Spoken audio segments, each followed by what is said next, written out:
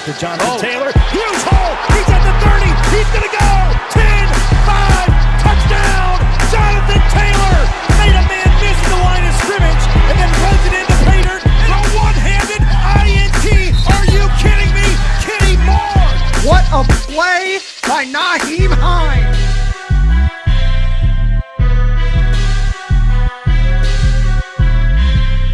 Horseshoe is back, baby. The horseshoe is back. Hey, what's going on, Colts Nation? Cody Felger here. I know it's not my normal setup, but I was just thinking about it here, and I thought I'd make a quick video on my 3 most realistic options at the quarterback position for the Indianapolis Colts here in the 2021 offseason. Now, I'll start here by talking about probably my least favorite moves that the Colts could make this offseason. Then we'll dive into my top 3 favorite. And honestly, I want to keep these realistic, so there's going to be some potential moves that we'll talk about that I'm not going to include as well, and I'll touch on those as well. But I'll start with the 3 moves that I would probably hate the most. And I guess I'll start here probably with number 3. And, keep in mind, this is not something I would say, like, if the Colts did this, I would absolutely, despise this. It's only number 3. But probably staying at 21 or, maybe even trading back a little bit and getting a quarterback there, I probably wouldn't love that move. And I know there's some people who are Mac Jones, Kyle Trask, all those guys. There's some people who really want those guys. See, here's my argument for that. And you can disagree. This is just my list. I kind of look at it like this. You already have a developmental quarterback in Jacob Eason, right? You already have a guy that has a lot of potential. You took him in the 4th round. You think he has some potential, but he's not ready to play yet. I mean, Chris Ballard has said we just haven't seen him in game action, so we don't even know if we're comfortable with him as our backup this year. So that's probably why I'd probably not. Both those guys are kind of project guys. They're not sure things by any stretch of the imagination. And like I said with my Matthew Stafford video that I made, the Colts are ready to win now, right? The Colts are ready to compete for Super Bowls. And I think that would kind of be, in my opinion, a little bit of a step back because who knows? Both these guys could turn out to be incredible pros. I'm not saying that. But I think just where the Colts are right now, in their ready-to-win mode right now, it doesn't make a whole lot of sense. I wouldn't love the move, but I totally get it because you got to find your future quarterback eventually. But so that's number 3 for me. All right, number 2 for me, I would probably say is starting Jacob Eason here from day one. Now, I know I'm probably going to get a little bit of hate from some of those Jacob Eason lovers in the comments, but, based off of what Chris Ballard has said about Jacob Eason, and kind of like I just said with my last point, he's just not in a place where I would be comfortable, starting him from day one. And there's some people who'd probably be like, well, he's a young guy, just let him play. But I keep going back to that argument, man. If the Colts are ready to win now, why would we cap them potentially, this is just potentially, with a young quarterback with inexperience that could drag them down and not address it? I just don't love that, in my opinion. So that's my number 2, is probably just not really addressing it and just rolling with the guy you have then in Jacob Eason. And then my number 1 undoubtedly has to be bringing back Jacoby Brissett and letting him be your starter in 2021. Yeah, I mean, I think it's fairly obvious. There's some people out there, surprisingly, who are still, supporting Jacoby Brissett in terms of they think he's a long-term solution at quarterback. I'm not there at all. He's had 2 seasons now. Obviously, it's not all his fault. There is different factors as well, but he's had 2 seasons now. I was willing to forgive that 2017 season because obviously the team wasn't very good at all, and he was kind of playing with a lame duck coach as well. But, Jacoby Brissett he's kind of shown me, in my opinion, what he is, and that's a, below average starter to average starter. That's kind of my opinion of Jacoby Brissett. I thought he, in the locker room, in terms of a locker room guy, he's a great guy. He is. He really is. He's obviously a bigger quarterback, so we used him a lot in short yard situations this past season. But in terms of your long-term starter, I do not like that. I would hate that. I'd almost feel like it's kind of a slap in the face to this team right now. In terms of, we feel like we're ready to win now. And I feel like it almost kind of be contradictory to what you've been saying about we feel like we're ready to win now. You go out, you sign Phillip Rivers, this win now move, and you go back to Jacoby Brissett. I just wouldn't love that personally. So those are the 3 that I hate, the 3 scenarios that I would absolutely not be for.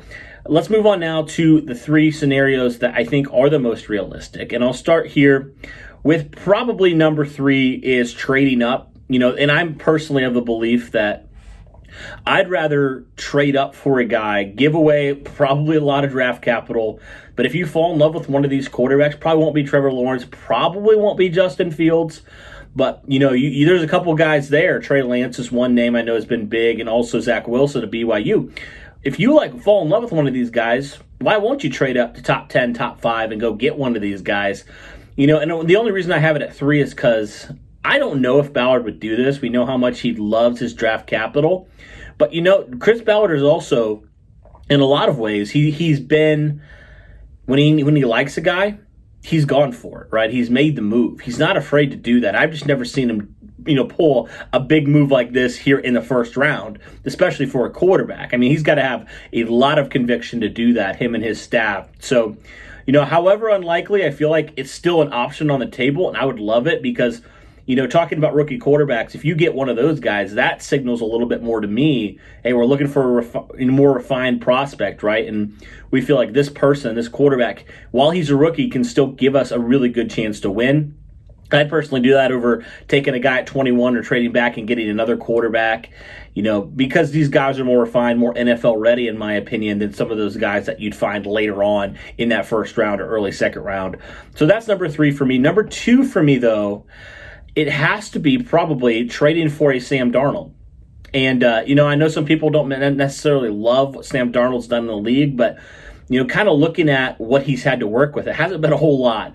I mean, in terms of, obviously the people that have surrounded him, the personnel that he's had, and also just the coaching staff. I mean, Adam Gase and that Jets organization just completely failed Sam Darnold. Now, it's not all on the Jets organization. Obviously, Sam Darnold needs to be better as well, but just completely has flopped with a rookie quarterback. I mean, you look at the blueprint of how not to build around a rookie quarterback. Look at the New York Jets and what they did with Sam Darnold. An absolute travesty. This guy's a lot of talent. People forget he was a top 3 pick, right? The Jets traded the farm to get this guy. They really love this guy. Coming out, he was considered by a lot to be the best quarterback coming out of that 2018 draft class.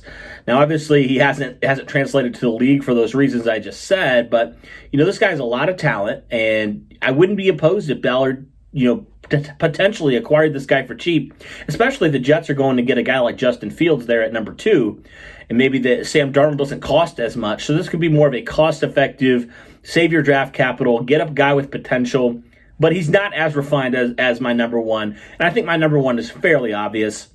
I mean, I've been talking about it for days now, ever since it was made known that Matthew Stafford and the Lions were looking to mutually part ways there. I want Matthew Stafford a lot. I really do. I think that, if you haven't checked out my video on why I believe Matthew Stafford and the Colts are perfect fits for each other, be sure to go check that one out. That video actually did super, super well, so I'd encourage you guys to go check that out. But back to my point, Matthew Stafford, he has been a borderline top 10 quarterback ever since he was drafted by the Detroit Lions out of Georgia in 2009. I mean, this guy just hasn't really been surrounded. He's had some really good receivers, right? He's had, obviously, Calvin Johnson, one of the best receivers of all time. He's had Kenny Golladay. He's had Marvin Jones. So he's had some decent receivers. He hasn't really had a running game. Hasn't really had a great offensive line. Hasn't really had a great defense. So, looking at these things, what do you see about the Colts, right? The Colts are ready to win now. The Colts have an elite offensive line, an elite running game. You can point to the running game, maybe struggling early on, but second half of the season, they were elite. They have some pretty solid receivers, and I think you're going to tinker with that wide receiver room potentially and add another guy or two. They have pretty solid tight ends, 3 really good ones that you like. They have a really solid defense, a lot better than anything Matthew Stafford's had in Detroit. And just from an organizational standpoint, from the head coach, the GM, it's so much more of a stable organization, right?